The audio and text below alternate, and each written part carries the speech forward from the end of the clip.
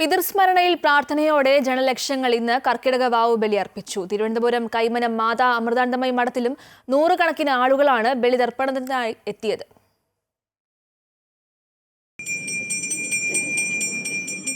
തിരുവനന്തപുരം കൈമനം മാതാ അമൃതാനന്ദമയി മഠത്തിലെ ബലിതർപ്പണ ചടങ്ങിന് കൈമനം മഠാധിപതി സ്വാമി ശിവാമൃതാനന്ദപുരി നേതൃത്വം നൽകി. നൂറുകണക്കിന് ഭക്തരാണ് മഠത്തിൽ പിതൃക്കളുടെ മോക്ഷത്തിനായി ബലിതർപ്പണത്തിനെത്തിയത്. ഇതം ജലമൊഴിക്കാം, ഭൂഷണമിതം ജലമൊഴിക്കാം.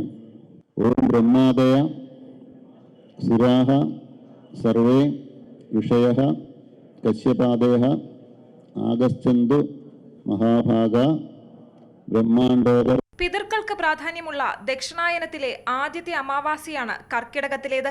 ഈ ദിവസം ബലിതർപ്പണം നടത്തുന്നത് ഉത്തമമാണെന്നാണ് വിശ്വാസം. കർക്കിടകത്തിലെ അമാവാസി എന്ന് പറയുന്നത് പിതൃക്കളുടെ പ്രഭാത സന്ധ്യയും ദേവന്മാരുടെ സായം സന്ധ്യയുമായിട്ടാണ് സങ്കല്പിക്കപ്പെടുന്നത്.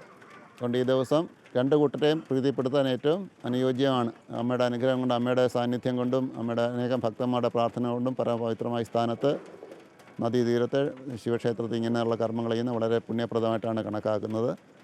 നല്ല അവസരം നമുക്കെല്ലാവരും കിട്ടി. കർക്കിടക വാവിനോടനുബന്ധിച്ച് കൈമനം ബ്രഹ്മസ്ഥാന ക്ഷേത്രത്തിൽ തിലഹോമവും നടത്തി. കൈമനം മാതാ അമൃതാനന്ദമയി മഠത്തിലെത്തിയ ഭക്തർ ബലിതർപ്പണ ചടങ്ങിലും തിലഹോമത്തിലും പങ്കെടുത്ത് പിതൃപുണ്യവുമായാണ് മടങ്ങിയത്. ഇവിടെ അറിഞ്ഞു കേട്ട് ഞാൻ വന്നതാണ്.